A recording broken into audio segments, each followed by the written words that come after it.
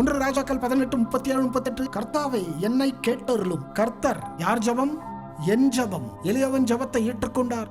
ரோசமுள்ள என்னுடைய ஜெபம். கர்த்தாவே, நீர் தேவனாகிய கர்த்தர் என்றும் தேவரீர் தங்கள் இருதயத்தை மறுபடியும் திருப்பினீர் என்றும் இந்த ஜனங்கள் அறியும்படிக்கு என்னை கேட்டருளும், என்னை கேட்டருளும் என்றான். இந்த ஜனங்கள் அறியும்படிக்கு என்னை கேட்டருளும். இவர்களுக்கு கர்த்தர் என்று தெரியணும். எனக்கு மட்டுமல்ல, இவங்க எல்லாரும் அறிந்து கொள்ள வேண்டும். அப்பொழுது கர்த்தரிடத்தில் இருந்து அக்கினி இறங்கி அந்த சர்வாங்க தகன பலியையும் விறகுகளையும் கற்களையும் மண்ணையும் பட்சித்து வாய்க்காலில் இருந்த தண்ணீரையும் நக்கி போட்டது.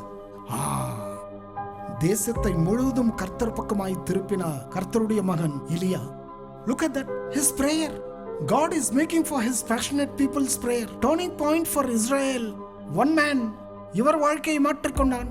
சாகணும்னு யோசித்தா இப்ப என்ன ஆனான்? சாகாமல் கடந்து விட்டான். Because he shifted their lives. அவர்கள் வாழ்க்கையை மாற்றிவிட்டபடியால் கர்த்தர் இவர் பயத்தை இவருக்கு ஒப்பு கொடுக்கல.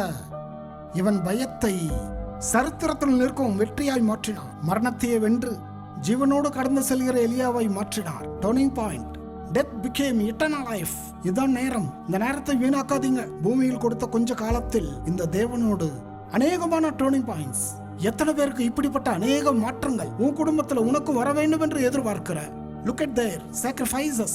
Look at their heart and desire and discipline that they have been doing in their life.